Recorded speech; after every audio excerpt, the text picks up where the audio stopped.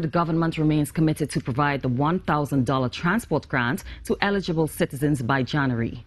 In the Lower House on Friday, Finance Minister Colm Imbert reminded that the grant would be available to all persons who receive social relief, public assistance, disability and food support grants, as well as those in receipt of senior citizens' pension.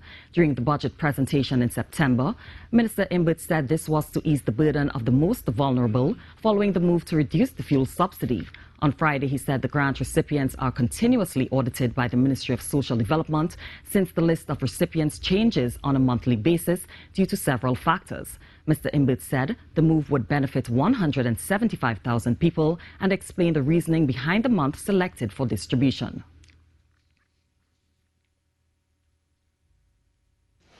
In order to ensure that all those who are entitled to receive the transport grant do in fact receive it, the period between the end of October 2022, after the 2023 budget was approved, and the end of January 2023 was selected as a reasonable period within which the list of recipients of the transport grant could be finalized and checked for accuracy prior to disbursement.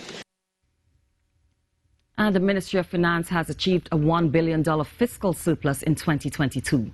Via a media release, Finance Minister Colm Imbert advised that total revenue in fiscal 2022 was $54.21 billion, or $10.88 billion more than originally estimated for fiscal 2022, and total expenditure was $53.12 billion, or $690 million more than originally estimated for fiscal 2022.